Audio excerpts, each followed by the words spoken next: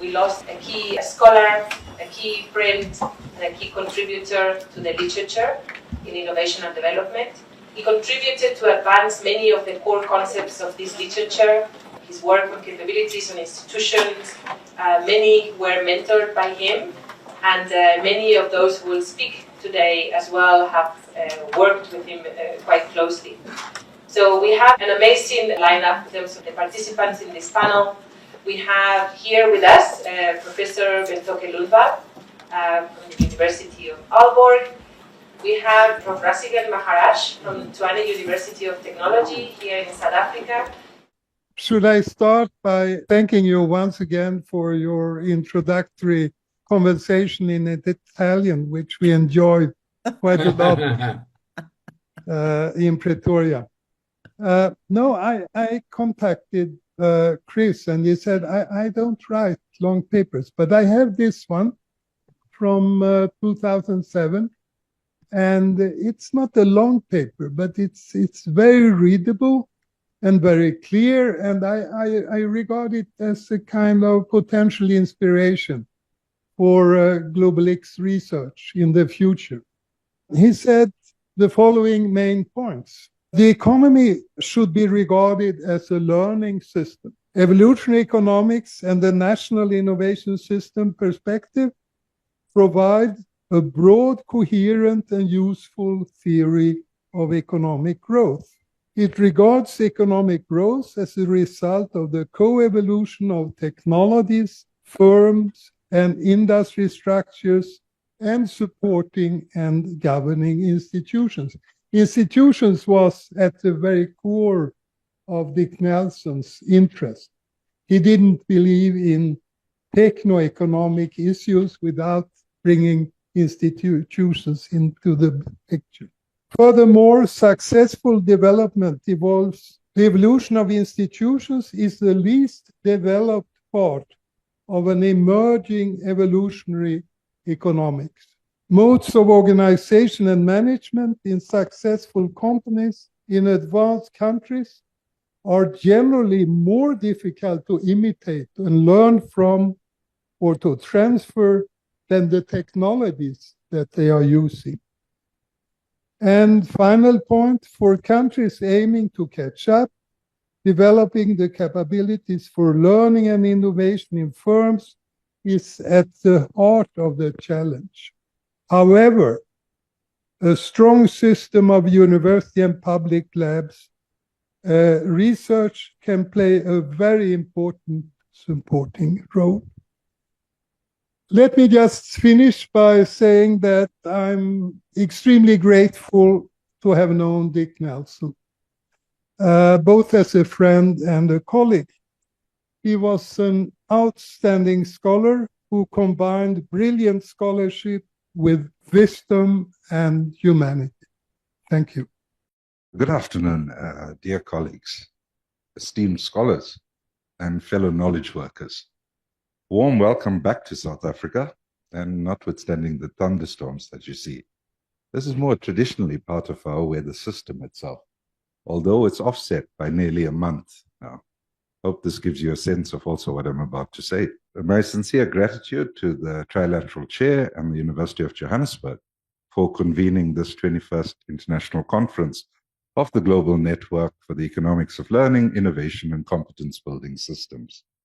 I'm honored and I'm humbled by this opportunity to honor the memory of our beloved Professor Richard R. Nelson. My own academic journey did not begin in innovation studies, but in the critique of political economy, grounded in a Marxist-Leninist praxis. I was also privileged to contribute in some small way to the transformation of South Africa's science and technology resources into the post-apartheid national system of innovation that has welcomed us all here today. Just over a quarter of a century ago, the CSR invested in building my capacity by sponsoring my MSc in Technical Change and Industrial Strategy at the University of Manchester's Press and the Center for Research into Innovation and Competitive Environments, CRIC. My choice was guided in Going to Manchester by Engels' 1845 work, Conditions of the Working Class in England, by Prest's eminent scholarship on STI policy, and by the late, and also offset by a month, great neo-Schumpeterian scholar Stan Metcalfe, who would become my doctoral supervisor. Unfortunately, a profound setback at the end of 2001 saw the South African rand collapse against the pound sterling. It went up to almost 21 rand 50. For those that could appreciate what 2001 was, it meant I could no longer afford to remain in the UK. During the time, Stan Metcalfe had recommended that I read The Moon and the Ghetto from the early 70s, which was authored by Dick Nelson. The text became my compass as I grappled with the painful paradox of trying to understand how the apartheid regime, which was governing over a crime against humanity, had nonetheless cultivated formidable scientific and technological competences. The apartheid regime had done so to sustain the profit-accumulating trajectory of racial capitalism, a system born in the late 19th century as settler colonialism transformed into the political economy of Southern Africa through the advent of commercial agriculture and mining industries. The Moon and the Ghetto therefore resonated deeply, and it opened my mind to the canonical work of Nelson and Winter, The Evolutionary Theory of Economic Change.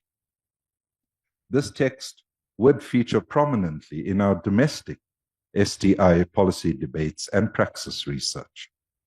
My subsequent encounters with Professor Nelson, whether in New York or more regularly at Globelics conferences, were always formative and a massive learning opportunity. I also vividly recall traveling with him on the New York City subway, an image that stays with me. For those of you that may know, I used to get onto a skateboard, but many decades ago. Yeah?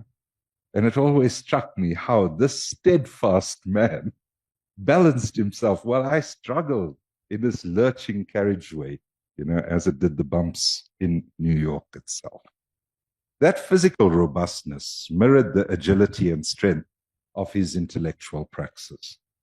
Despite our clear ideological differences, I benefited immensely from his critical engagement and wise counsel.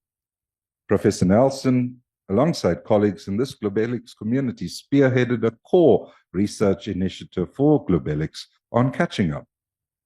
Our global collaboration compelled some of us to ask, catch up to what? We now understand more clearly than ever that converging GDP per capita with the quality of life in high-income countries is a perilous goal.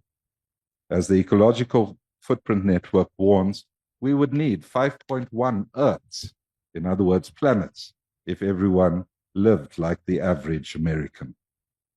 Prof. Nelson's prescient work on intellectual property rights and regimes remains critically urgent. We witnessed its necessity in the failure of the World Trade Organization to heed the pleadings of India and South Africa for free access to our global knowledge commons during a pandemic. When the COVID-19 virus threatened us not as citizens of nations, but as a single species being. World systems of our contemporary conjuncture reflect the international balance of force, and therefore the WTO as an institution chose to protect profit extraction over human survival. In this era of rapid digitization and automation and the transcended research frontiers, I sorely miss the ability to seek Prof. Nelson's perspective and receive his insights as fast as he would respond to emails. This is actually scary. I'm sure you'd realize there's quite a few decades between us, but I'm shocked at his productivity and capacity to respond as quickly as he did. So notwithstanding the passing of Prof. Nelson, let us be reminded that society is not dead. This is fundamentally important as we confront the rise of tendencies that seek to destroy public goods and services, that surrender us to the oligopolistic markets and normalize genocide under the resurgent specter of fascism. Professor Nelson's legacy is a formidable one. He expanded our global cadre of knowledge workers and armed us with theoretical tools of immense power. He gave us the means not only to better understand the world, but to change it, to advance the policy sovereignties that underpin our emerging multipolar and polycentric world. I thank Prof. Nelson for his collegial camaraderie and you all for your kind attention. Thank you very much. On to the online participants. First of all, thanks so much for allowing us to be online, and it's a pity we're not there. And it's amazing to be able to celebrate together. It's actually quite emotional. Our good friend Dick, we all knew him in different ways, but we also met him together in different places, whether at the Institute for Applied Systems Analysis, Giovanni, where you often brought us together, and Bocconi and different parts of the world. He was a good friend. He was incredibly generous. So many scholars are not generous. They just care about their H factor. And he was one of the most cutting edge theorists, not only in evolutionary economics. This is something that's important to remember. He was also one of the best mainstream economists before he went to the heterodox. And that process, that cathartic process of knowing very well your enemy, needing to move on to a different theory of growth and theory of innovation, is what too many heterodox economists don't go through. It's too easy to jump the hoop and call yourself heterodox without necessarily really understanding that very problematic field that we call neoclassical economics. He was a real master of evolutionary theory. He was deeply grounded in the practice that connected it, because he believed that good theory has to learn from real world experience, evidence, which is different in different parts of the world. That's why Globelics is so important. He was a real believer in the texture of sectoral studies, and he called this process of learning from the ground appreciative theorizing. And, many of us use that word, and it really became a hallmark of his intellectual contribution. Believe it or not, I even mentioned him when I met Pope Francis, and I'm not saying this to name drop, but one of the things that Pope Francis often talked about was this idea of the principle of subsidiarity, that our knowledge and our work has to be at the most local level. And I talked to him about how one of the biggest theorists in innovation and evolutionary economics thought about that. And we talked about that concept of appreciative theorizing. Anyway, the direction of the field of innovation studies, which brings all of us together, has been absolutely shaped by his work, which very much tackled the problems in neoclassical economics at its core, not talking about market failures, not talking about system failures, but in a much more Polanyian kind of way, understanding the market itself as an endogenous result of how we structure these different systems, which evolve over time. And the idea of actually applying innovation systems and understanding the market and the economy as a system to contemporary challenges like health inequality, which he very much cared about, the climate crisis, the water crisis. They've all been really informed by his work. And of course, his work was so important about how the economic system actually evolves. And he shed light. I can still see him moving his hands on the co-evolution of these two forces, how differences between firms or other actors arise, but then how the selection mechanisms, and I do this because he always did that, winnow in and respond to those differences, allowing some to grow and some not. And he always reminded us, of course, that selection processes are not about the survival of the fittest, because what counts as fitness depends on the context, on the institutions, on the phase of development, on the varieties of capitalism present in a country. And all these insights have incredibly influenced all of us. His contributions went, again, super deep, because he didn't stop at just saying the obvious, that the state matters, right? So his own contributions on state organizations really contributed to my own desire to rethink the state. In other words, to actually look at the capacities, the capabilities, the internal structures within our public organizations, which in an era where we've seen so much privatization, outsourcing, the rise of consultants within the state, this attention to the granular form of state actors and organizations matters more than ever. And his commitment to modeling, combined with his appreciation for careful, grounded case studies, resonates so much with the work we do at the Institute for Innovation and Public Purpose. So maybe I'll just end with that, just to say that my own kind of activity in setting up a whole research institute, which is now a full-blown department with its own training program, I think almost wouldn't have happened without the effect that Dick Nelson had on my own work and so many scholars. He was so generous. Every time, like as soon as I actually set up the institute, he came. It was the first month it had just been set up, and we wanted to reflect together alongside others how the sustainable development goals themselves could be much more grounded, being put at the center of innovation policy. And we talked about the need for mission-oriented policies to do that. And he really launched the work that we ultimately now are doing, which is to take much more seriously those challenges, turning them into goals that can bring different sectors together. And just to say, I think he's a model for all of us. He listened. He had so much time for anyone at any part of the hierarchy. And it's a very different way to be a scholar, to listen, to give feedback, but also to constantly energize and to transform his own work. He was always, I think he sent us a new working paper that was a revision of his one on markets, literally just months before passing away. And the fact that he even found the time to do that and was always asking for comments is just incredible. Thank you. Thanks, Mariana, for those memories and for also sort of giving us an explanation of how Richard Nelson influenced your work and setting up of your unit, and how his work sort of lives on in the work of others in many ways, including yours. We'll hand over now to Professor Franco Malerba. Thank you, Erika, for inviting me to this great events, and sorry not to be there with you, but it was really impossible, but I am there with my heart. As you know, I have had a long relationship with Dick.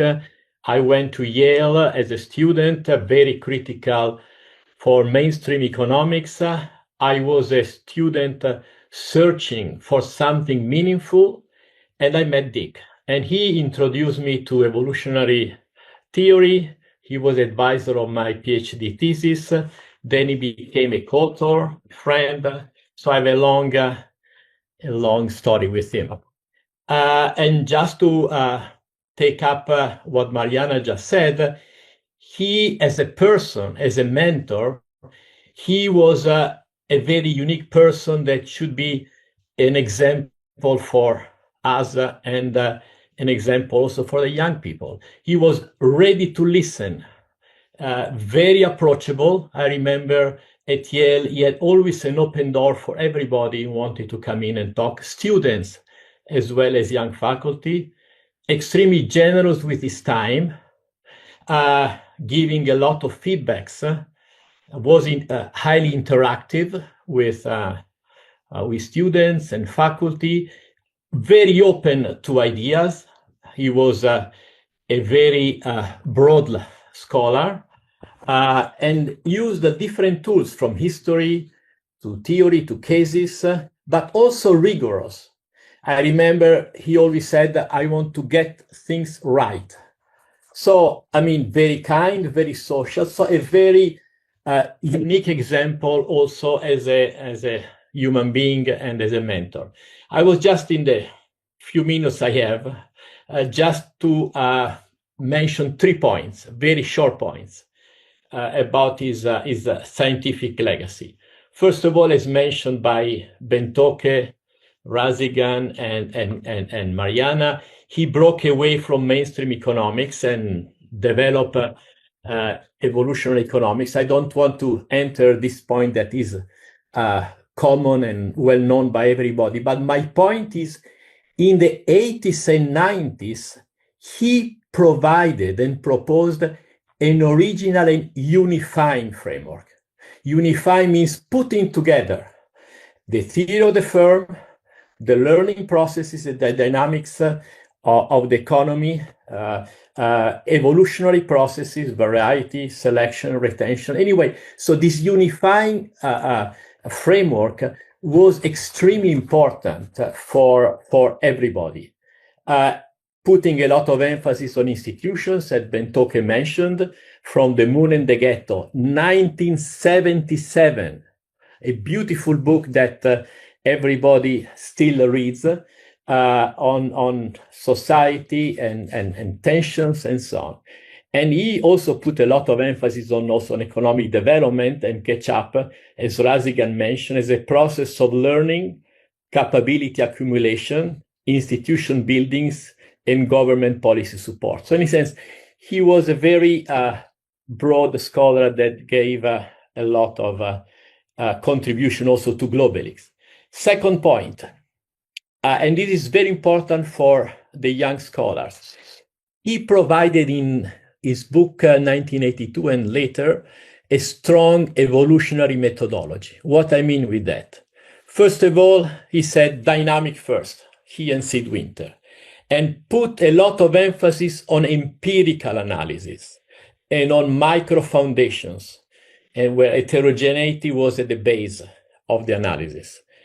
And basically he had a sequence going from empirical analysis, stylized facts, appreciative theory, and formal theory in that sequence, where empirical analysis comes first, appreciative theory explains what you have found empirically, and then formal theory eventually does something. In a sense, formal theory in Dick's work is a helpful servant for empirical and appreciative approaches. I think it's a very important lesson also for the young students that needs to start from case studies, empirical analysis, quantitative analysis, and then eventually move to theory to check for the consistency and completeness of appreciative theory.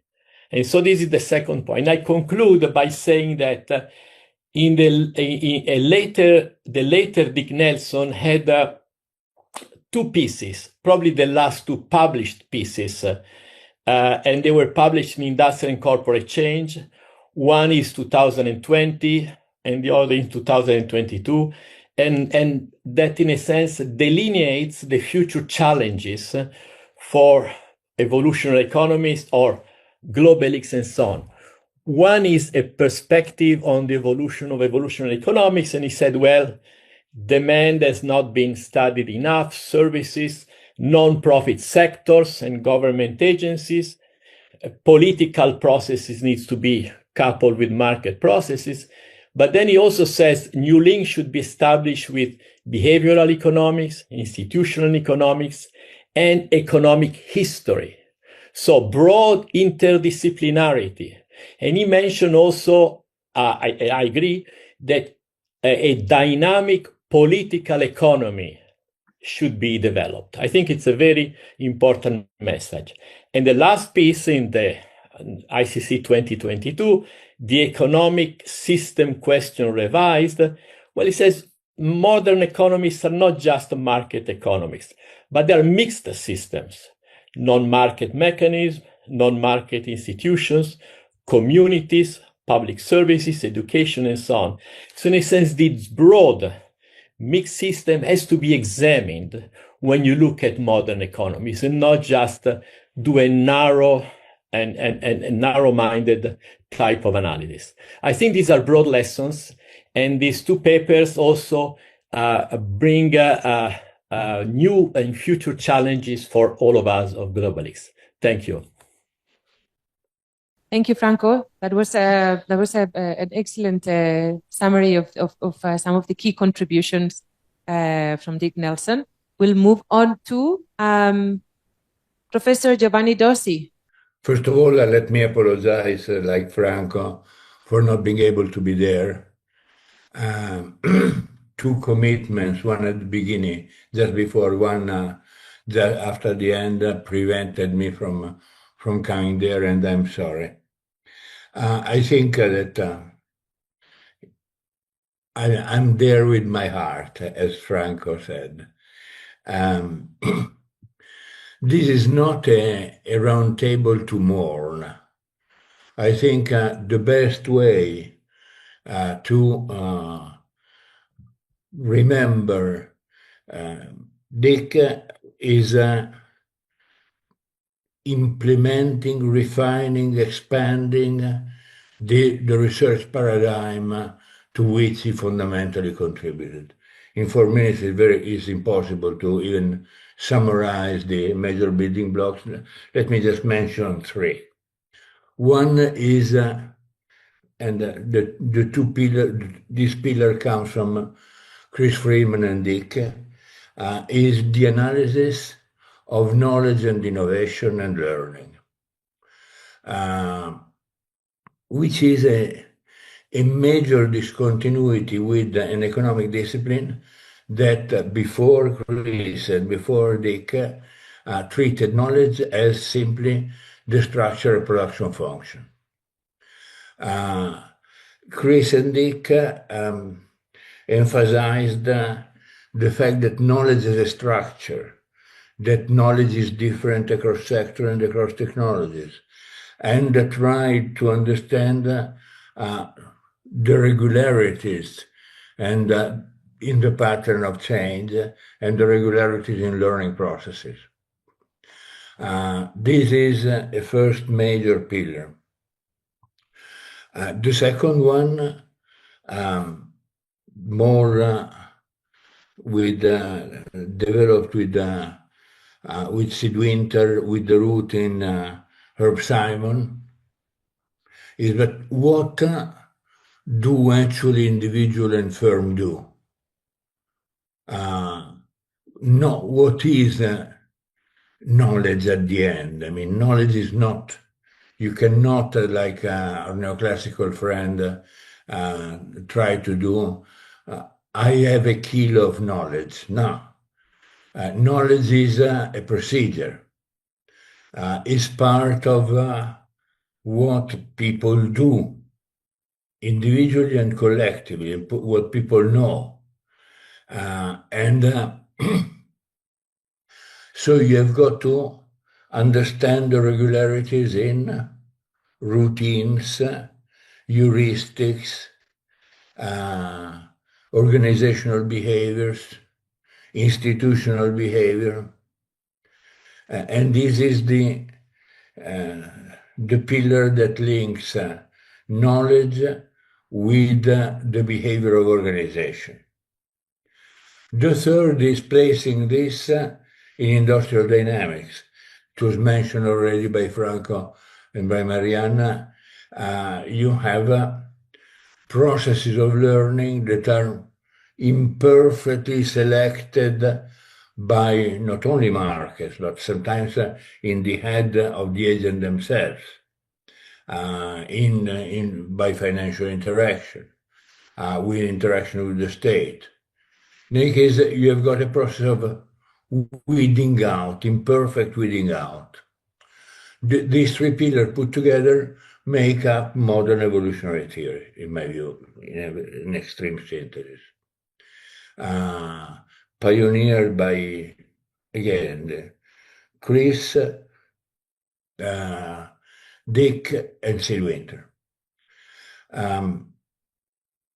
This has got enormous implications, as already mentioned, for a theory of development, because it keeps away the emphasis from capital accumulation and puts it on capabilities accumulation. And indeed, organizational capabilities are even more complicated than technological capabilities. Then the big question is how you build them. In fact, catching up is a bit reductionist because it gives an idea of a sort of technological frontier up there, and you have got to achieve it. You want to have processes by which you increase, yes, income, but you increase the welfare of the people that is not monotonic in the average per capita income. Policy implication. Dick, it has been mentioned, the moon and the ghetto. Dick has been always active on not only policy prescription, but also active policy advice. at least insofar as he was allowed to. I remember, I was a kid, I remember the OECD discussion that involved Chris, Dick, Luc Soet and myself as the youngest guys there. And it was the first time that was suggested the notion that Mariana developed and refined enormously of mission-oriented policies. And the idea was that you had mission-oriented, that, as the word says, you establish goals that are quite independent from any silly cost-benefit analysis, but are defined by the political economy of a country, of social groups, and then you implement them on the ground of what you know about knowledge accumulation, etc., etc. The idea was the opposition was so-called diffusion-oriented policies. Diffusion-oriented was essentially let the market work and help to smooth out the market. Of course, we won, we in the sense of Dick, Chris, etc. That was 1980, 81, 82. The representative of the US and England and the UK came in and said, diffusion-oriented is winning. And if you say that it's not winning, we stop giving you the money. Then diffusion-oriented won. And up till Mariana, nobody talked any longer about mission-oriented policies and industrial policies more generally. I'd like to conclude by mentioning fields that are still under-researched. One is indeed institution. We know a bit, we know a lot about institutions supporting innovation and knowledge. We don't know enough about other complementary institutions like the labor market, income distribution, financial policies. In general, the political economy in the macrosphere. As I have seriously criticizing Sid and Dick, I was always saying there is too much Schumpeter and too little Keynes in evolutionary theory in the American version. And I believe it. With all the corollaries of on income distribution, etc. Another thing, another aspect, last but not least, is an underlying techno-optimism that we all have shared. In fact, I mean, together with the enormous technical progress came the enormous amount of shit that we distribute in the environment. Not only CO2, but all the poisoning the earth, killing the biovariety. So the connotation that there is always creative destruction, but the emphasis on creative, we should maybe switch to the emphasis on the destruction. And the destruction that is not only in terms of social fabric, but it is also in the entire earth that we live in. This is something, this is urgent. I think that Dick, if were here, he would have agreed, Chris the same. it is time to put these pieces together, and it is very urgent. And since it is urgent and important, this should be taken out of the hands of the economist. I mean, like war. A war is something that is too serious to be left to economists. You say, I want to win the war. I don't do any cost-benefit analysis. Should I build this bomb or not? I build it if it helps me to win. This is the same in terms of climate and social justice. One has got to take it as a sort of, using Mariana language, sort of meta-messages that go well beyond the silly calculation of the economist. And on that, I end. Thank you. Thank you, Giovanni, for that intervention. That was great. We will move on to Professor Carlota Perez. Well, thanks for this opportunity to honor Dick Nelson. I'm sorry, as everybody else that's been online, that I could not be with you in person. I really think our community still has a lot to learn from the giants that were Dick Nelson and Chris Freeman. 20 years ago, in 2005, Dick Nelson set himself to answer a question that was becoming increasingly important. What type of economic system is capitalism?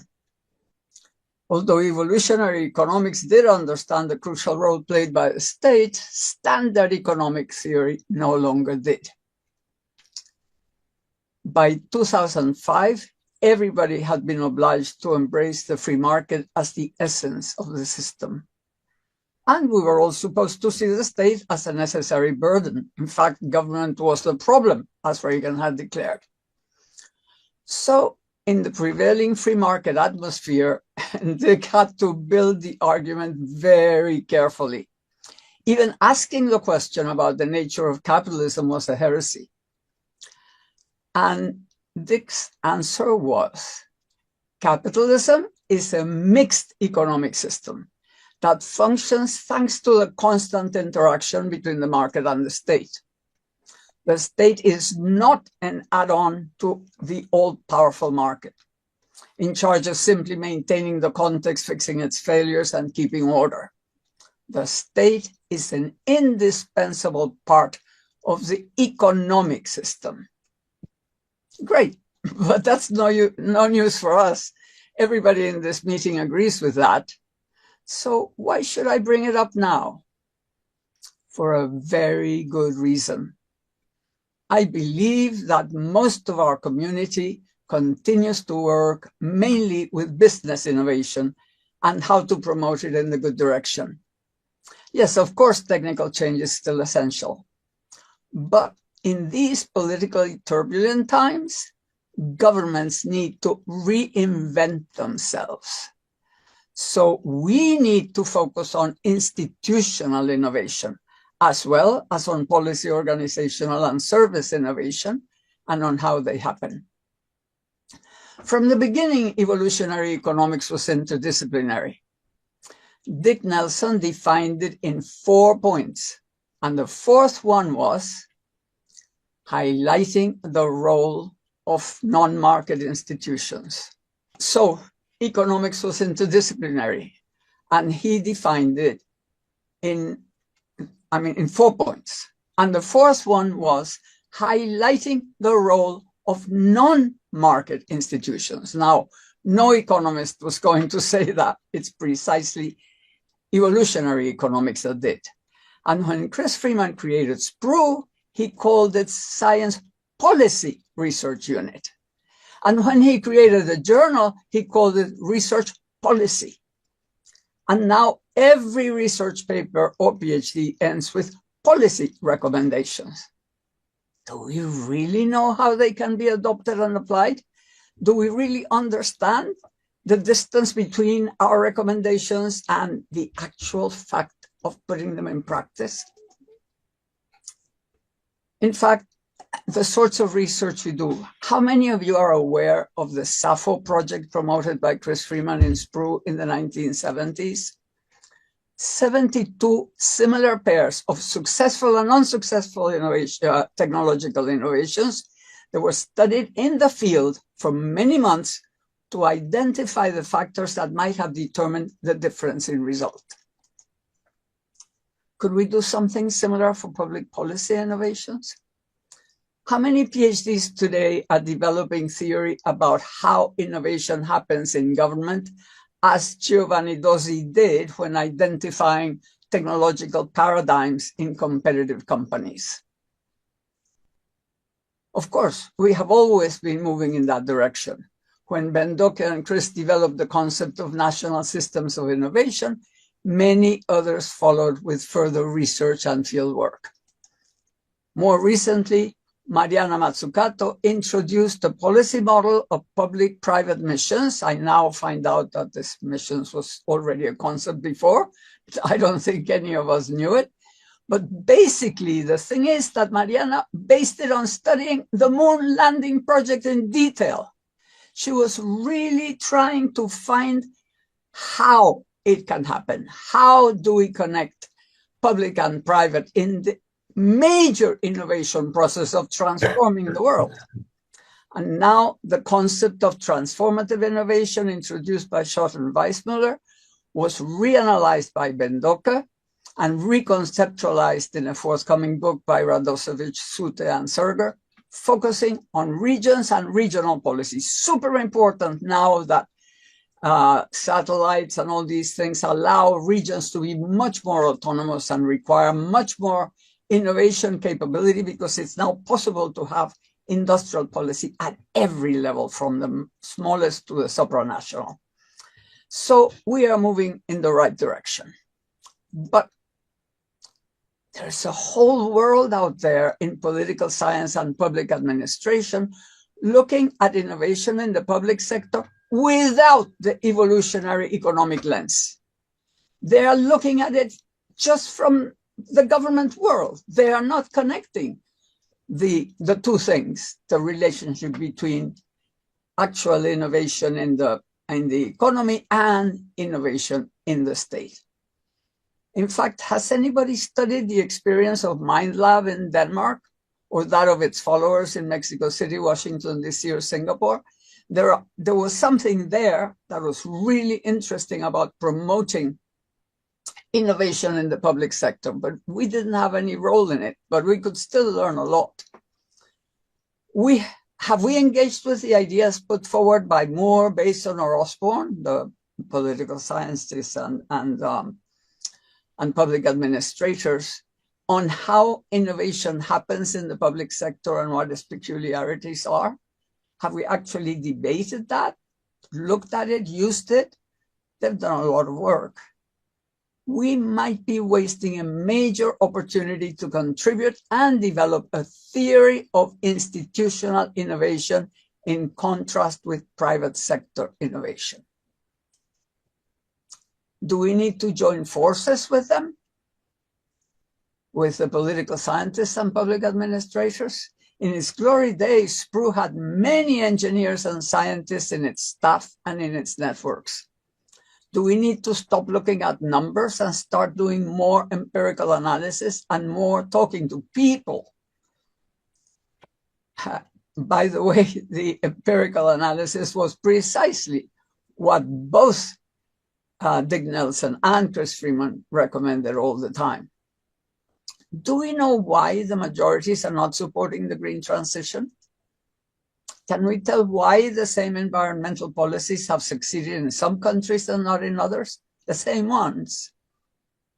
I could go on and on about the unanswered questions. Together with the green transition, re-globalization is bound to require major policy innovation, and re-globalization has got to happen now. We must make sure we are ready to help make the most of it. If capitalism is a mixed economic system, as Dick Nelson held, then innovation happens both in the private and in the public sector, and also in their interactions. We should listen to some of Dick Nelson's last written words. He said, the evolution of institutions is the least developed part of an emerging evolutionary economics. We cannot replace standard economics if we don't do both. I would say that those words about developing emerging evolutionary economics contain an implicit task, and I believe we should take it as Dick Nelson's testament.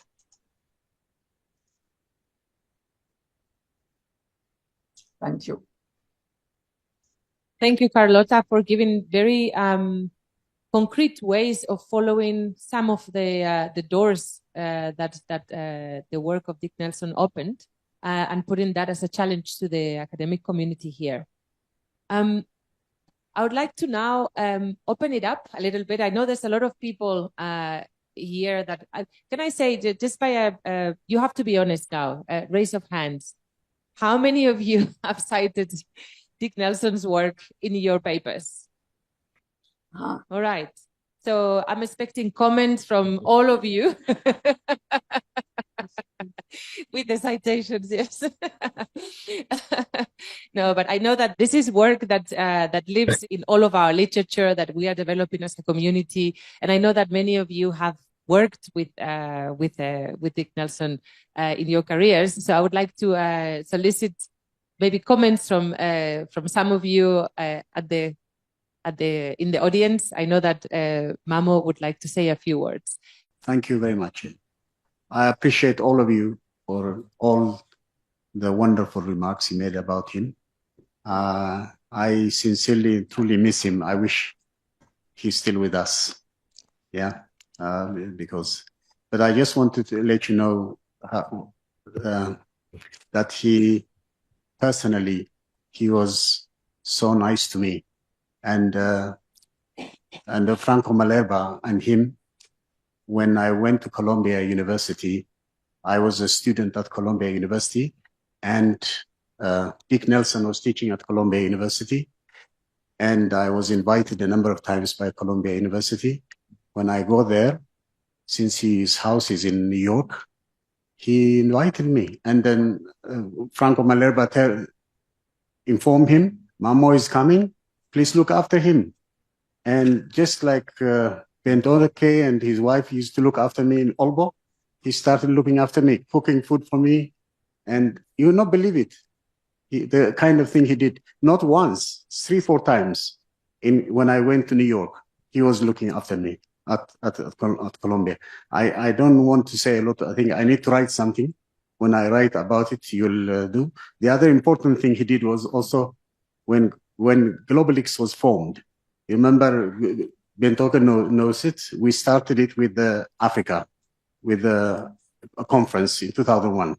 When we started there, Bengt-Ake wanted to develop Globelics from it, but I was interested in the Africa Leaks. So when I said because we put a book called Putting Africa First, The Making of African Innovation System, then I was a bit, I don't know, I was a bit confused. Then I said, Dick Nelson came to me, he advised me, Mamo, don't worry about it. Let Globelics come. Africa Leaks will also come. So nothing to worry.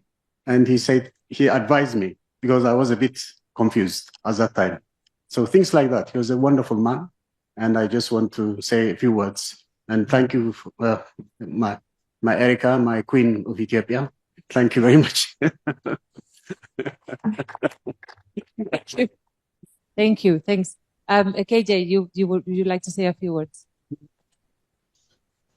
Yeah, thank you very much. I must say it is, thank you for the opportunity. I think it was sometime in 1995, I wrote a letter, those days, letter to Dick Nelson, who was a professor in Columbia, when I got the Ford Foundation for postdoctoral research.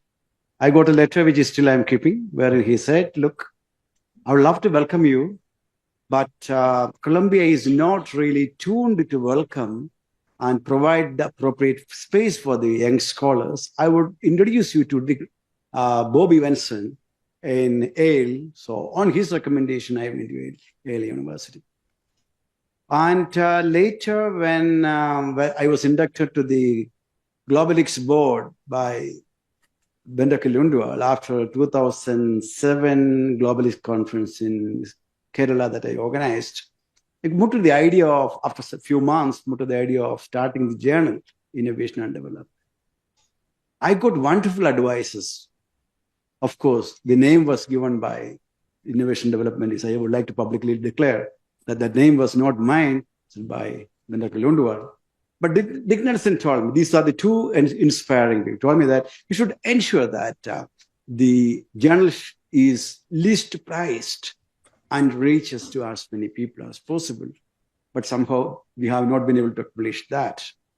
And later, I remember I had an opportunity to, almost all the meetings we used to meet him, I had an opportunity to travel with him to Argentina from Washington, on the way to Argentina conference, Buenos Aires.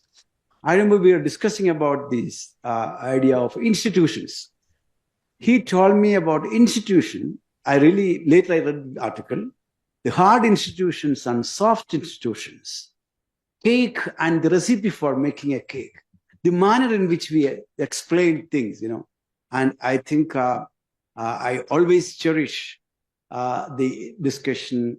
And at the instance of Franco, I later got an opportunity to go to his home and be with him in Colombia and as part of the Catch-Up project. And finally, I was very happy that hardly 6 months before his leaving this world, we could organize, Franco and me, we could organize a kind of a meeting, online meeting to kind of to remember his contributions, honor him. So though he's not here physically, I can indeed feel his presence very much here with all the eloquently articulated contributions of Dick Nelson to the community and understanding the subject that we are all concerned. Thank you very much. Are there any other comments? There's one there at the back. Please introduce yourself as well. Thank you. Thank you very much. My name is Ibrahim. I'm an honors student at the University of Johannesburg. I have a question and a response to Prof. Perez. The question is, you mentioned something very critical, that government should be a part of the economic system always. But in a country such as South Africa, where government trust is at 36%, and the private sector has over 60% trust, that is very impossible to achieve for government to be incorporated into the economic system. They can reinvent themselves, of course, but people won't trust. And what government needs to achieve, I believe, is trust before we can think about them reinventing themselves. I have a response to one of the questions that you posed, that why isn't there much adoption to the green economy? The truth is, in the global south, people have different priorities, and one of them is simply surviving, right? The unemployment rate, youth unemployment rate in South Africa stands at over 46%. We can't honestly be focusing on being a bit more greener while the young people don't have jobs. So priorities are different from the global south to the global north and the west. So we are still focusing on just surviving, making it through the year, through each and every day. That's my response to your question. The first question about whether government can do something when the private sector is so powerful. I can tell you something very simple.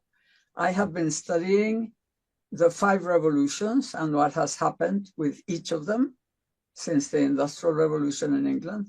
I couldn't find a single case of a country that was able to make a leap into development and a leap into including forging ahead as the US and Germany did between 1770 and the First World War, without a very, very strong role for the state. I mean, major role, very often with protectionism, very often with, and not only just protectionism and subsidies and little simple things, no, much more complicated things, much more complex things, much more participation. And we have seen China as an example now, right in front of our eyes, if we want to see that the state has been crucial in everything that has happened there. So first of all, forget about it. The private sector can be tamed and can be guided and can be, if you have a competent state, if you have a state that has funds, how they get it, that's another problem, which is solved precisely in the cases where you succeed. If you don't succeed, if you don't have funds, you can't succeed. But you also have to find a way of, and sometimes even corruption has been there in cases. I mean, corruption was there in Singapore, corruption was there in Korea, corruption was there. And it is today in China. So it's not even that sort of problem. So I would say we just need to find out how.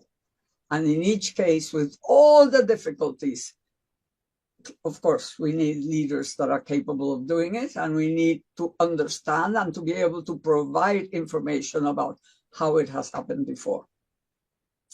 And your second question? Oh, the second was actually a response to one of your questions, that how as the global south hasn't moved to green economy. Okay, yes. Well, I'm talking in general about the north and the south, and obviously the thing is that I think that there are cases within the global south where there has been more success with the same sorts of policies. What I'm talking about is comparing, using it as a research question. If you see that the same policy has been applied by two different governments, and one has succeeded and the other hasn't, then that provides information for how you can do more effective government. I mean, that was just one little example because it's so big now, the whole question of the green transition. And obviously there is something I want to add. There are a lot of people talking about the green transition as if it were a technological revolution. Unfortunately, it is not. It is only a direction in which we can take the ICT revolution, which is the real revolution, which increases productivity, increases profitability, and has an enormous new power that has to be guided. And the thing is that it has to be guided towards the green transition, among other things, towards social justice, etc. But that can only be done by the state. So the state has to tilt the playing field and change it so that business can only be profitable and can be more profitable if it does the right thing for the planet and for society than if it does the wrong thing, which is what it's been doing. So it's always a question of understanding how innovation happens in government. Great, thank you. I see Mariana's hand is up too. Yeah, I mean, I kept my comments very brief because you had said 3 minutes, so I took that seriously. But I mean, what I would have said had I spoken a bit more is exactly the answer to the question, which I think is excellent, that was just raised, which is, it's not by coincidence that we end up with this lack of capacity, right? If the underlying theory of value is that the private sector creates value and the public sector is there to facilitate, to enable, to fix market failures, and all these really boring words, even after the financial crisis, when without the public sector, the whole system would have fallen apart, we still use boring words like lender of last resort, instead of investor of first resort. So this kind of self-fulfilling prophecy that if at best we're fixing system failures, market failures, it's not actually surprising that even the curriculum for civil servants is part of the problem. Just think of the difference between an MPA and an MBA. The MBA is like decision sciences, strategic management, organizational behavior, rejuvenating the mature corporation, because if corporations become big, vertical and bureaucratic, we don't just roll our eyes and say bureaucracy, we try to change it. whereas with the public sector, we roll our eyes, then that requires so much attention on what kind of training do we need, what kind of capacity and dynamic capabilities within the public institutions. Our own institute, all we do is exactly what Carlota was saying, actually studying case studies of the Vanovas, of the Citras, of the Corfos, of the Mind Labs that you mentioned. But that's not to glorify the state. It's actually to learn what works on the ground. And in South Africa, but also like in Italy, sometimes these public organizations have actually been part of the problem. In Italy, Cassa Depositi e Prestiti is a public bank. It doesn't work like BNDES in Brazil. We just give out money to whatever, company or industry needs help.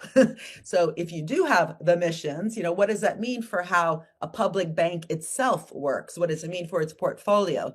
What does it mean for the conditions set on the private sector instead of just giving out money, guarantees, or tax incentives?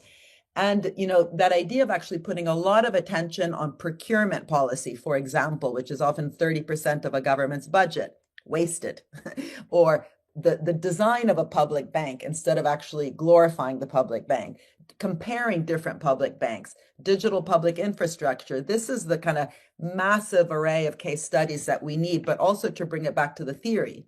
It can't just be case studies, right? This is what what Dick Nelson was so good at, that appreciative theorizing, the link between theory and practice, which in our institute we call practice-based learning.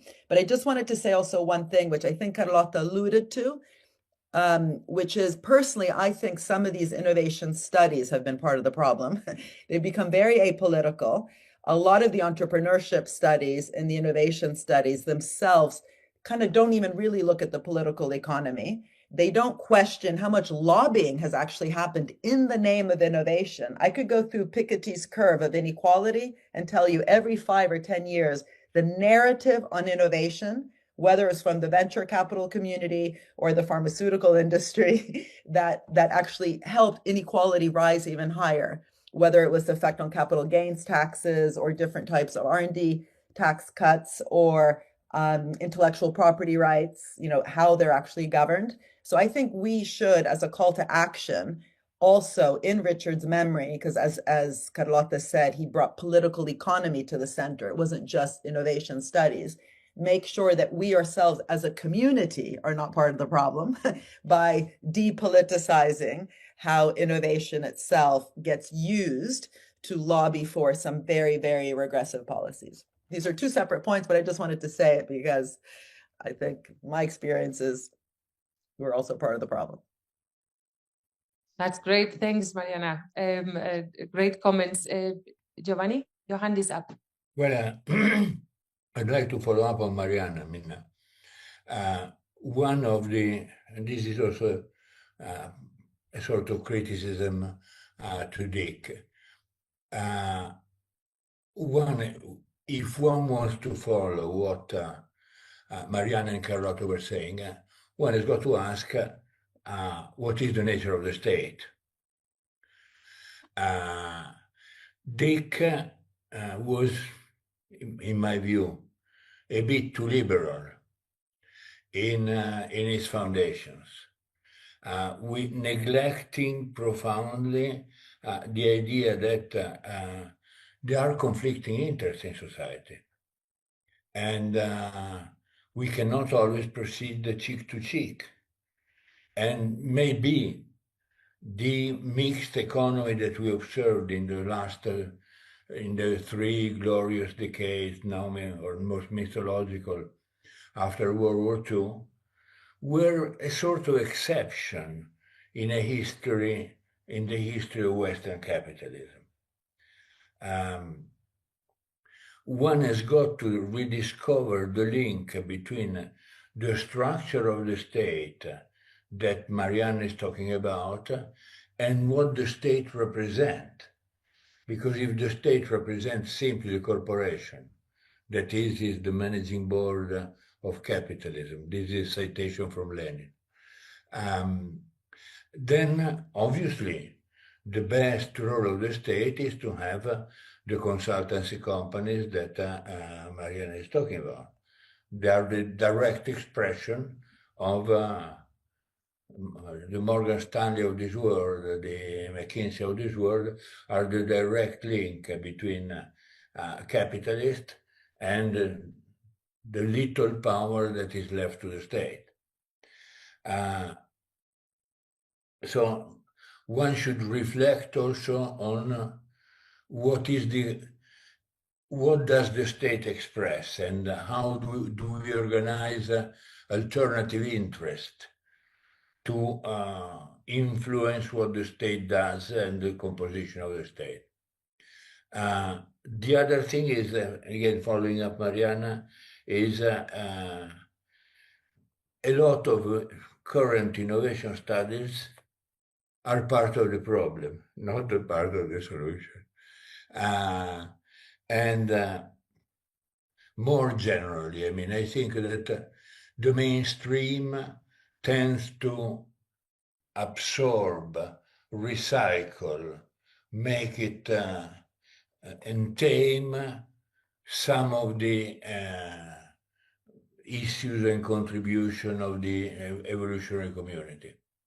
I think that this year Nobel Prizes are a good reflection of that. I mean, is a lyophilized recycling of things that Dick, Chris said that the entire community had been saying over the last 40 years. In fact, I mean, one of the essays that I will ask my PhD student to write is tell us, to explain what you find in the 3 Nobel Prizes that were not already there in the writing of the Chris, Dicks, etc. of this world. Of course, they get the maximum grade because there's nothing. In fact, there is a reduction. And the same with innovation. Innovation is increasingly going to count patents and go and see the effects, the marginal effect on patents on proxy of performances. Sorry, this was not what Dick, Chris, and the others had in mind. We should pay attention to that. I mean, the attempt to eat out some of our themes in the mainstream is dangerous. It's like the Counter-Reformation in the Catholic Church. I mean, you had the Reformation, and then the Counter-Reformation picks up bits and pieces and gives continuity to the Church. In any case, I mean, beware when you hear the word neoclassical, neo-institutionalist, neo-Schumpeterian, neoplastic. If there is something neo, is associated with something potentially bad, I think. Carlota, I see your hand is up, but Bengt-Ake had his hand up here in person before. So if you don't mind, I'll give Bengt-Ake the mic, and then we'll hand over to you. Just don't know how to put up the yellow hand. Sorry. First, it's a pity you're not here. Huh? Can you hear me? Giovanni? Yes. Because all the sessions I've been to so far at this conference have been excellent, and all of them tends to agree that we need a stronger focus on political economy. I think this is general. So I think there's a great absorptive capacity here at the conference to what you guys are saying with different nuances. Just another remark, and this is about Nelson, Libra.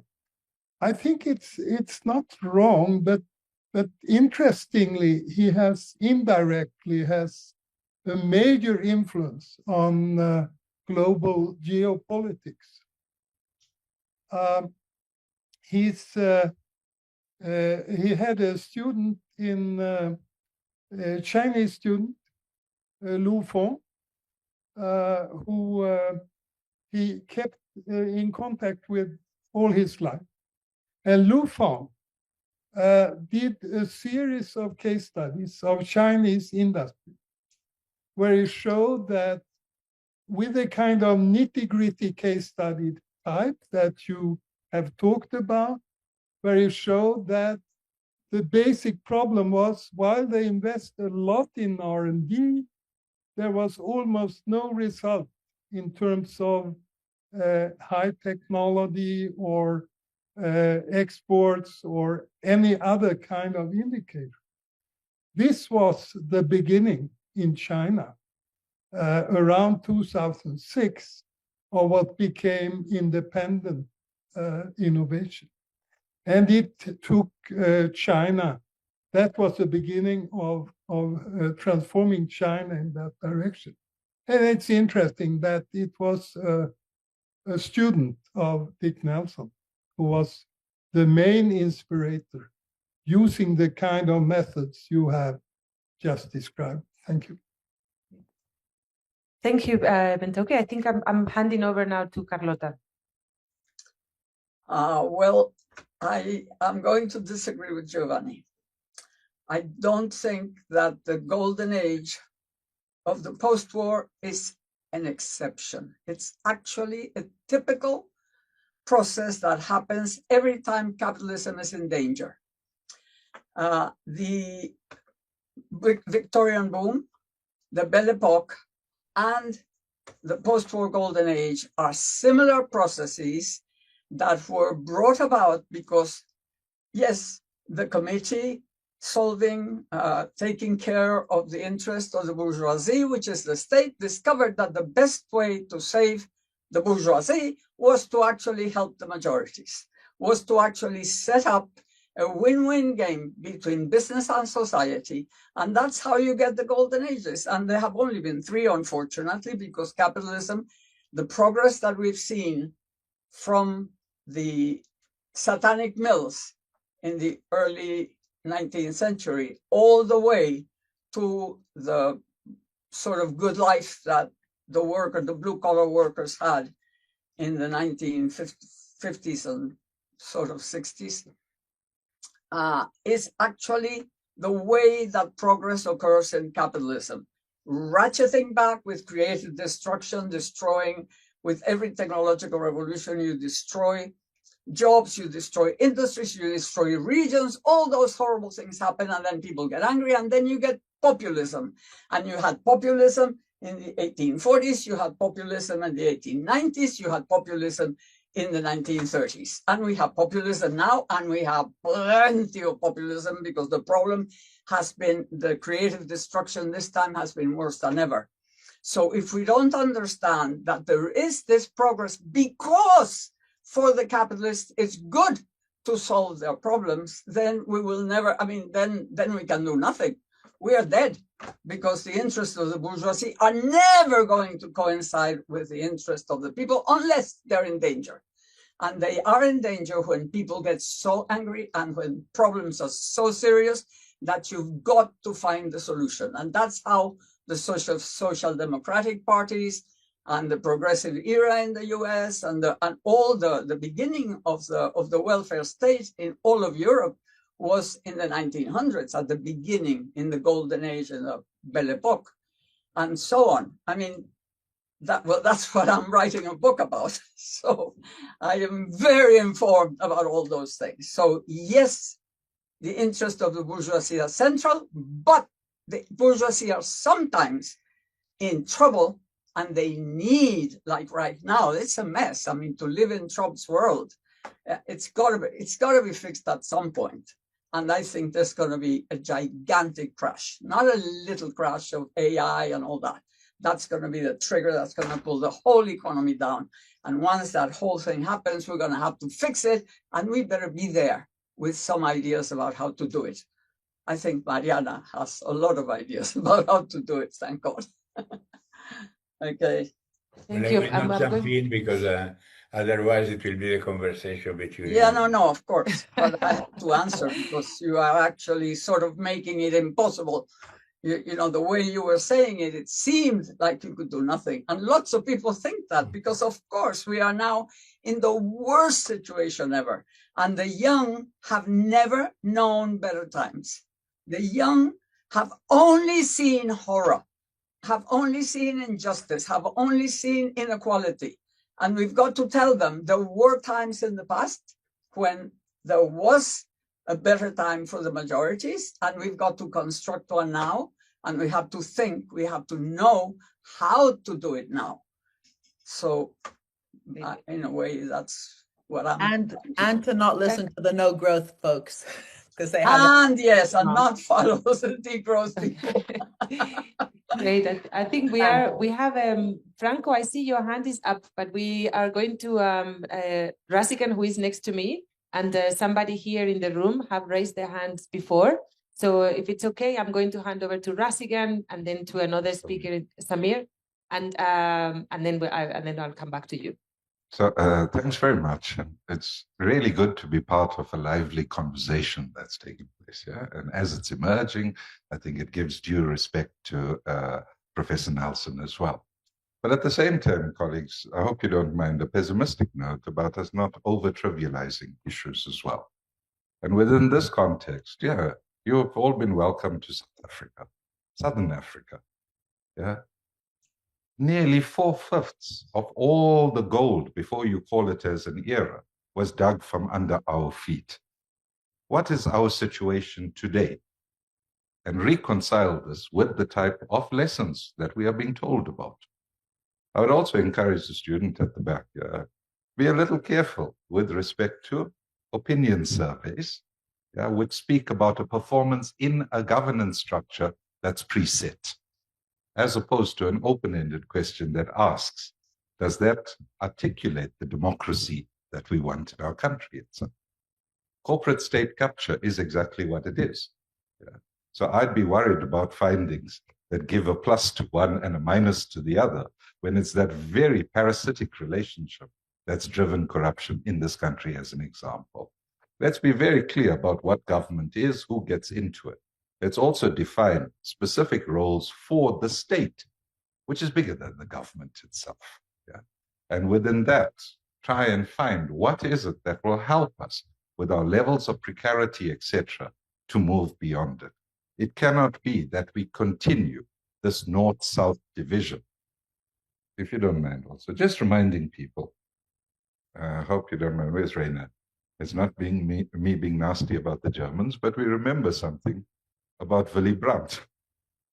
And what was the object of the north-south line? This was a GDP per capita measurement and a segregation into who was earning what in where they were.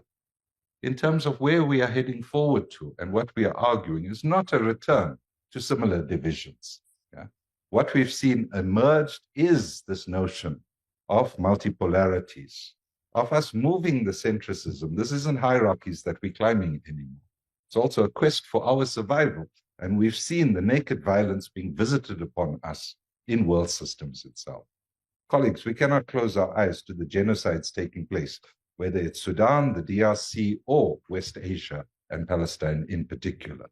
We have to acknowledge this is part and parcel of the very systems we are talking about. So where do we place our trust in that level? Yeah? This is a call for all of us to be enjoined inside, co-constructing and challenging policy. Let's be much more critical about what's being presented to us, while at the same time acknowledging the reality of our past. What has brought us here today? Have we decolonized our thinking, let alone trying to have instruments that perform differently? This is crucial for us to grasp what is here for a world majority and our survival into the future.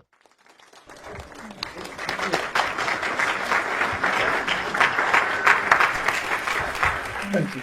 Thank you, Erika. So my name is Samir. I'm with the Department of Anthropology at the University of the Western Cape. I also headed an organization called 50 Years is Enough, the U.S. Network for Global Economic Justice, where it was my job to basically argue with the IMF for like 20 years. It was a long time. Anyhow, insofar as I'm understanding the discussion, and I can echo Rasigan's sentiment, it's good to be part of this discussion. Insofar as I can understand the discussion and sort of to chime in on the question that Giovanni's asking, which is what is the role of the state here? I think the answer to that depends on the extent to which our states are actually democratic, right? And I can just give a quick story from my own experience working in a village in Vietnam that was suffering from serious corruption problems and so on. When we were able to lobby the Communist Party of Vietnam to release the budgets, and then we were able to do even a little bit of training around like what's going on here on the ground level. The corruption in the system became very, very apparent, which was great for the villagers. But the second thing that happened was the villagers looked at the budget and they said, I should just say this is one of the poorest villages in Vietnam that I was working in. They said, look, actually in the harvest season, we're actually supposed to pay taxes.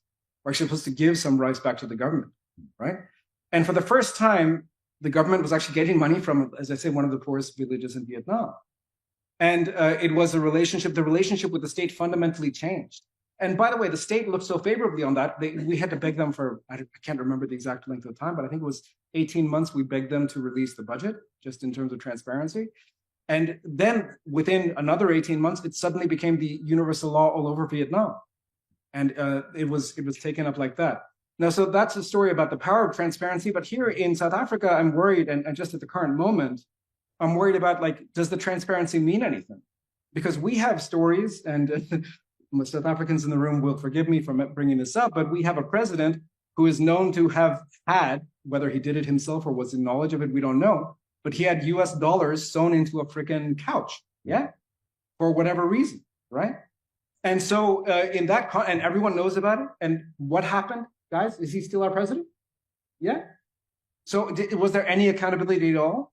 So my question is just, in this era, when there's so much stuff, Rasigan's mentioned the genocide and so on, the various genocides, which are live streamed, no one can deny that they don't know about it. In this era, when transparency is not an issue, like, what is the solution? It's a question I don't have an answer to. I'm genuinely raising it for all of us to consider in the sessions going forward.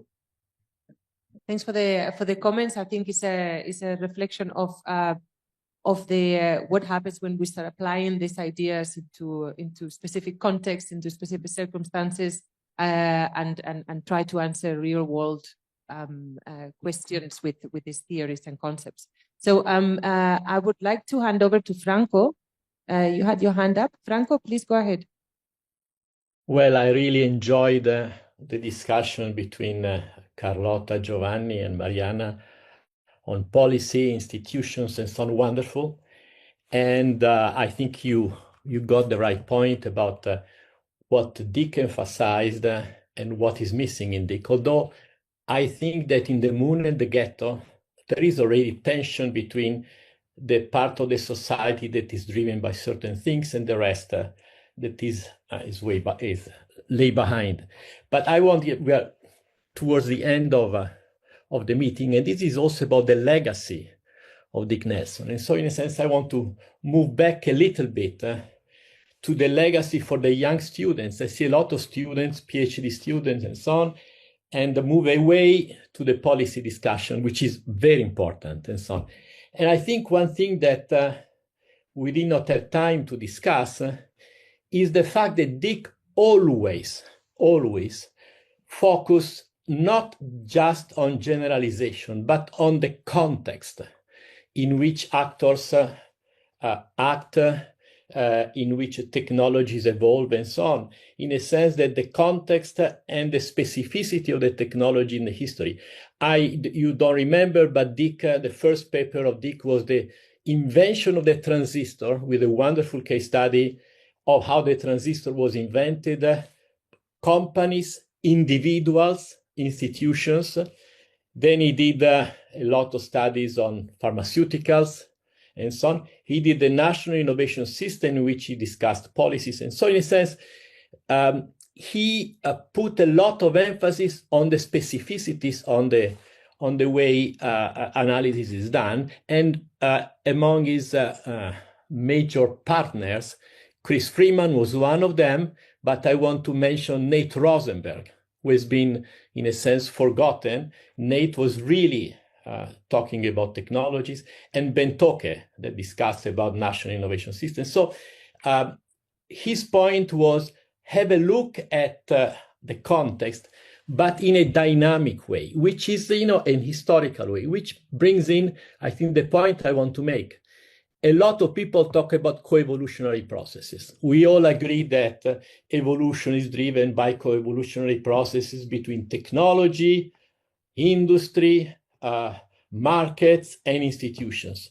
But few people really do an in-depth analysis of the links between the various actors over time, and not only in an empirical way, but also in an appreciative way. And this is something that I would urge students to do, particularly when they look at emerging countries, developing countries, because coevolution means lock-ins, path dependency, interdependencies, and whatnot. And it's important not to just say everything coevolves with everybody, everything else, which is something we all agree. But you need to go down, as Dick would have done, and Dick would have urged, get things right, go into the nitty-gritty of the specific linkages between institutions, as Carlota was saying, public policy, as Carlota was saying, and Mariana and so on, and the industry, the markets, and the broader institutions. And if you do it in an historical way, as Chris would have urged, as Nate Rosenberg would have urged, go in depth, dirt your hands, and develop this dynamic, historical, process-driven analysis. I think a lot of progress will be done in Globelics and in broader evolutionary arena. And I think this could be one legacy of Dick that represents also a big challenge in addition to policy, institutions, as you rightly mentioned. As Dick would have mentioned, do coevolutionary analysis in a deep, articulated, and process way. This is my only point. Thank you. I want to think. Oh, Carlota, you want to make a last point? Is there still time? We have 1 minute. 1 minute. Okay, 1 minute. I just wanted to send a message of hope to all the people in the global south that are feeling that there is nothing, no solution, there's nothing. Every technological revolution, those golden ages I've talked about, are based on the fact that the policies that are applied actually create dynamic demand for business in the areas where business needs that demand so that growth can happen. So, for instance, obviously in mass production, one can see the welfare state as a way of guaranteeing that the workers would be consumers, that they would actually buy all the cars, refrigerators, houses, all these things. So in a way, it's because mass production was the way it was that mass consumption became the solution for the Committee of the Affairs of the Bourgeoisie, because the bourgeoisie needed demand for consumer goods. And of course, the Cold War guaranteed demands for military goods, which were also for mass production, except for a few that were for high-tech things, which is what Mariana studied. How do you do something which is outside the range of what the norm was, which was this thing? Now we are in a different situation. The demand is not for consumer goods. The important demand for business is for capital goods, for technology, for high-tech services, for all those things, infrastructure, big things. Those are like in the first globalization. That's exactly what happened in the Belle Epoque. It was guaranteed that you had world markets. That's what the British Empire did. So now we need, the bourgeoisie needs, capital needs demand for capital goods. And how do you get demand for capital goods? Through investment. And how do you do more investment? You do it in the South, which is the only place where there isn't enough investment of the sort that's needed for this. So in a way, what could come now, especially if we have a big crash, but if we have some brilliant people who understand, because right now the geopolitical tensions between China and the West are actually a zero-sum game. They're fighting for the same markets, and they're not enough. So they are desperate. They need demand. So the Chinese need home demand and more, and they're doing it. The Belt and Road Initiative, the West isn't doing it yet. The Chinese have understood.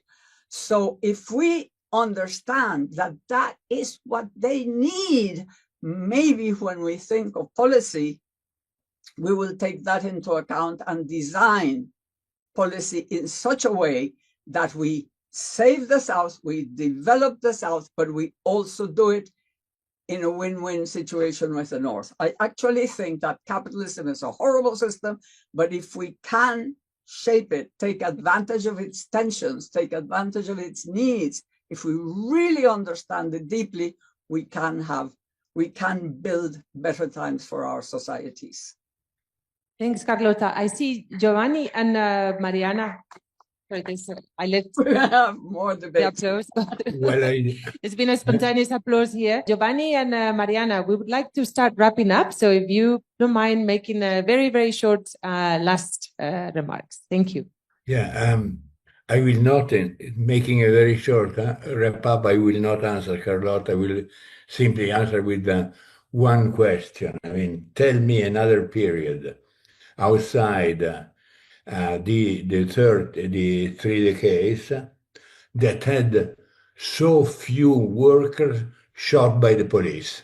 The Belle Epoque, etc., has always been marked. Think of Taylorism, that is associated with the Belle Epoque period. Taylorism was implemented with the guns. The number of workers shot in the US by private police, together with public police, is of the order of the dozen and dozen. So the state has changed. But I did not want to make this comment. No. And the comment further on this. I wanted to flag a big question. Where are we going to train the new generation in this evolutionary paradigm written large? We have a problem. We have a problem because the only two institutions that are there, to my knowledge, are Pisa and London Mariana Place. We don't have SPRU any longer. We don't have Yale. We don't have Stanford. We don't have Berkeley. We don't have Aalborg. We have a problem there. Because the continuity of the research program is made by also community that live together and grow and discuss with the young people. We should have a collective reflection on that. Because otherwise the legacy of the big mentors get diluted into the various neos. Thanks, Giovanni. Mariana, and then Bengt-Ake. Yeah, just super quickly, because I think the point is to give hope also through concrete stuff that we can do together. And at the Institute for Innovation and Public Purpose at UCL that Giovanni just mentioned, one of the things we're doing is building, with the help of Bloomberg Philanthropies, a public sector capability index. So instead of the indices that have been about, the ease of doing business index, which is basically how much you exploit your workers, the easier it is to do business. We are interviewing civil servants across 50 different cities, most of which, by the way, are in the Global South. In South Africa, we've had both the Johannesburg and Cape Town city government working with us. And it's not to glorify what's happening, it's actually to identify either the lack of or the existence of dynamic capabilities, which we actually differentiate from just organizational routines and structural capacity. And so anyway, just to say, there's about 50 cities we're working with. And separately, one of the things we actually launched there at Globelics, or not so much launched, but represented, is a network of women economists, mainly not only in the Global South, that we're bringing together to also mentor PhD students, but especially to be a thorn in the side of many governments, thinking also of what was just said about South Africa, where we hear, slogans like in Mexico City, prosperidad compartida, polos del bienestar, how to make sure that the academic debate, the economist debate, and especially focused on women economist debate, can make sure that what we're bringing to the table is not actually just serving, as was said, a kind of parasitic public-private ecosystem, but really producing that additionality, making things happen that otherwise would not have happened, just like we tell governments, but from the link between kind of, the economics debate and what's actually happening on the ground. Because coming back to my previous point, if we are not part of the solution of making sure that we don't get this old wine in new bottles, including the concept of missions that can get captured, then we're part of the problem. Thank you. Thank you, Mariana. Last point from. Just a reflection on where you can learn about these things. I went to a very interesting conference in Paris. They have a journal called Innovation, and as far as I understand, they combine evolutionary perspectives with political economy. I'm sure also that in Latin America we would find interesting places, like in Rio. I think we would find it also in China and many other places. So I think we shouldn't be so totally pessimistic. I actually think that the openness to new perspectives is much bigger in the global south than the impregnated neoclassical unsound climate in the global north. So let's hope that this works on. I think some of this discussion, I'm a simple mind, I'm not very complex in my thinking. I think you are speaking about two things. You are talking about the state as an actor who can solve problems. And you are talking about the state as something which is owned by specific classes. So you have a theory for policy, and you have a theory about the state. And I think we need both. I don't think the truth is that you cannot do anything reasonable in terms of policy. But I also think we should be completely clear that the limits are very narrow. And what changes these limits is not getting more clever people into the administration. It's when people begin to move around and make trouble. So I think, but it's a very simple way of putting things. I'm sure the reality is much more complex. Thank you. Thank you. I think this is there's a saying, right, that you should live when you're ahead. Sadly, this has been a fantastic discussion. I hope everybody here appreciates how rare and how special this occasion is. Having these contributions here, there's the stature of these academics and thinkers that have continued to shape our literature. It's a very special moment. It's a very special moment, and I feel very honored to have been able to facilitate this and to be sitting here. So thank you so much. I also think it's a great way of remembering and commemorating the work from Dick Nelson. I encourage all the young scholars, emerging scholars, to read the original text. Go and read The Moon and the Ghetto. Go and read all the papers that have been mentioned here, the latest contributions, those papers from 2020, 2022 that were mentioned by Franco as well, to really see what doors he left open for this community to take forward, such as the work on institutional innovation.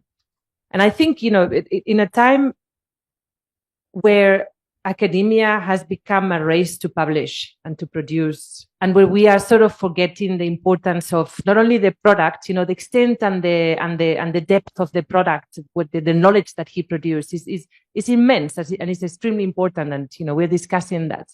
But it's also the process, the way in which that knowledge is produced, is something that people would remember you for as well. And it's very clear from the contributions and the tributes from people that Dick was not only an amazing scholar and left us with this amazing legacy to take forward, but he was also he will also be remembered for being an academic that was engaged, that had the time to dedicate to listen to people, that had the time to dedicate to think deeply about these issues and to learn from others. And that he was a gentleman, and I think that is something also worth remembering him for. So thank you so much, everybody. Thank you so much to Mariana, to Carlota, to Giovanni, Franco. You managed to connect online and keep us completely engaged, so that was amazing. Thank you so much for joining and for making the time. Thank you, Rasigan. Thank you, Bengt-Ake. And thanks to the audience. Continue citing Nelson in your papers. And let's carry this work forward and continue evolving evolutionary economics. Thank you. Thank you, Erika, and to all of you. Thank you. Thank you, Erika. And thank you all. Great to see you all. We miss you here. Bye-bye. Bye. Bye-bye. Bye.